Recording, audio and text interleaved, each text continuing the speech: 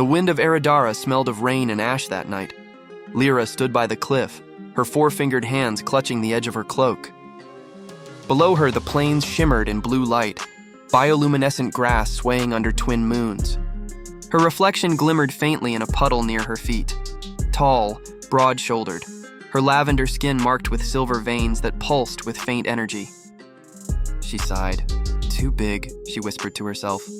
Too heavy. Too wrong. For her kind, the Thalri, strength and height were pride. But for the humans who had come to Eridara, her size made her an outsider. They called her gentle giant or worse. No one saw the softness in her eyes, the careful way she moved so she wouldn't frighten them, except for one. Talking to yourself again? A voice called. She turned. There he was, Elias, wrapped in his worn jacket, his hair ruffled by the wind. He was small compared to her, barely reaching her shoulder, but his presence was always larger than life. He carried the scent of earth, oil, and hope. He had been one of the engineers rebuilding the crashed human colony ship. Maybe, she said, trying to smile. The stars listen better than people do. He came closer, stepping lightly over the rocks. Then it's good I'm not people, Lyra laughed softly. She always liked how he said things like that, simple but true. He didn't look at her the way others did. Not with fear, not with fascination, just with warmth, a fragile friendship. Their friendship had started by accident. He had been repairing the colony generator, and she had offered to carry parts too heavy for 3 men. When he thanked her, she had blushed, a rare thing for a Thalri. Soon he started visiting her workshop more often, pretending he needed help. He didn't need help, he just wanted to talk. They spoke about everything, the stars, the old human songs he'd hum for her, the taste of Eridaran fruit that she found too sweet, and the warmth of his world's oceans that she longed to see. Yet every time he brushed her hand, every time his eyes lingered a little longer, she pulled away. Her heart ached, but she couldn't believe it was real, because she was too big, too different, and she could never give him what he truly wanted, a family. Thalri and humans weren't supposed to be compatible, or so she thought. The night of the storm, the night the storm hit, the human colony nearly fell apart. Winds screamed through the valley, tearing tents and breaking towers. The power core failed, and without it, hundreds would freeze. Elias ran through the storm to find her. Lyra! He shouted against the roaring wind. She found him struggling with a fallen beam, his arm bleeding. Without hesitation, she lifted it as if it were nothing. He looked up at her, drenched and trembling. Why are you here? She demanded. Because you always save everyone, he said. But who saves you? Something broke inside her then. For the first time, she let herself cry. Great, shaking sobs that echoed through the storm. He reached up, his hand small but steady on her cheek. You don't have to be small to be loved, Lyra. The words burned into her. After the storm, they worked side by side to rebuild the colony.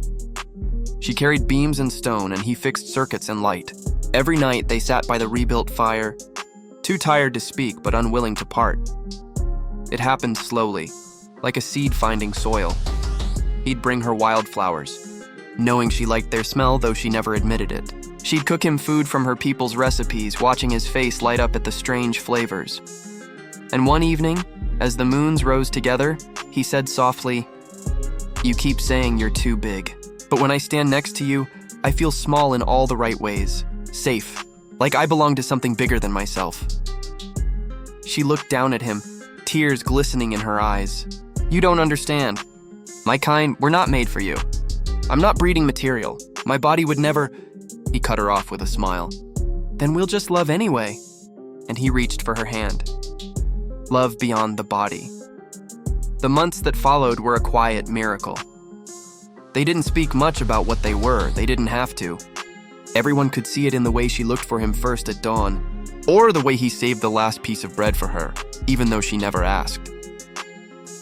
When he fell sick with the cold season, she stayed by his side, wrapping him in her heat and humming songs of the Thalri. When she was injured rebuilding a bridge, he refused to leave her until she healed. They were halves of 2 broken worlds trying to make one whole. And somehow, it worked. The secret within one morning, months later, she woke with a strange feeling in her chest. Her energy veins glowed brighter than ever. At first, she thought it was sickness, until the healer examined her and went silent. What is it? Lyra asked. The healer looked at her with wide eyes. "It is life," she whispered. "A child," Lyra froze. "That's not possible." Apparently it is. Tears spilled down her cheeks. A child, their child. Human enthalery, something the universe had never seen before. She thought of Elias, his smile, his stubborn hope. She thought of how he'd always said love finds a way. He had been right. When she told him, he didn't speak for a long time. He just held her, his head against her chest, her hands trembling in his hair. "You see?" he whispered finally. "You were never too big. You were just big enough to carry a miracle."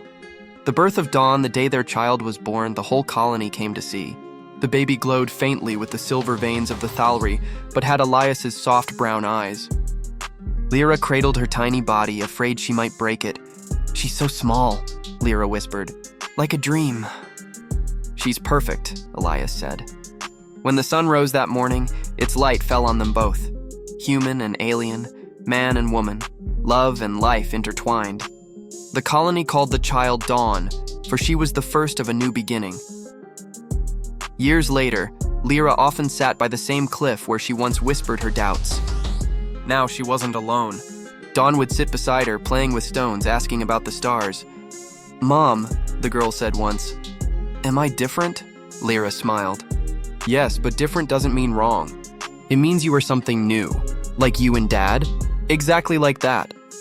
She looked at the horizon, the blue plains and twin moons, and felt a peace she had never known. Once she had thought her body was too much, her heart too strange. But love had proved her wrong, because love, real love, was not about being the right shape or the right kind. It was about being brave enough to hold someone and never let go. And so, under the glowing moons of Eridara, the giant woman and her human husband watched their child run through the grass, laughter echoing into the night.